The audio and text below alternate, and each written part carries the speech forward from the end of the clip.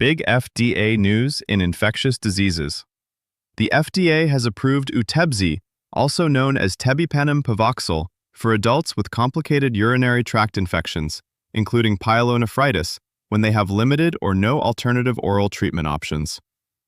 Why is this important? Because UTEBZI is now the first oral carbapenem approved in the United States. That is a big deal. Until now, when patients had complicated UTAs caused by resistant gram-negative organisms and needed a carbapenem, we usually had to use intravenous therapy. That often meant hospitalization, outpatient IV antibiotics, PICC lines, infusion centers, home health, higher cost, and more inconvenience for patients.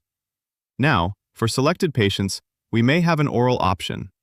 UTEBZI is approved for infections caused by susceptible bacteria, including E. coli, Klebsiella pneumoniae, Enterobacter cloacae complex, Klebsiella oxytoca, and Enterococcus fecalis. The recommended adult dose is 2 300 mg tablets by mouth every 6 hours for 7 to 10 days. Dose adjustment is needed in renal impairment, so always check the prescribing information. The approval was supported by the Phase 3 PIVOT-PO trial, where oral tebipenem pivoxil was compared with intravenous imipenem cilastatin in hospitalized patients with complicated UTI, including pyelonephritis. The study showed that oral tebipenem pivoxil was non-inferior to IV imipenem cilastatin.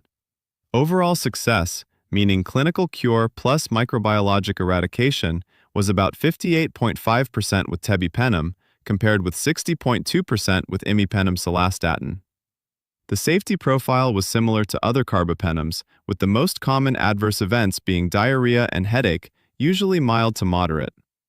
Now, this does not mean we should start using oral carbapenems casually. This drug should be protected.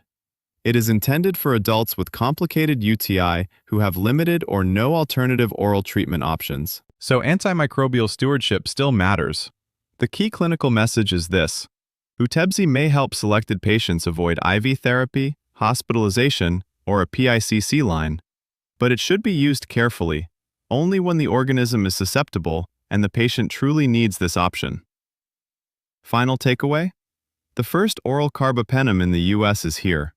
For complicated UTI, this could be a major outpatient treatment milestone, but stewardship will determine how useful it remains.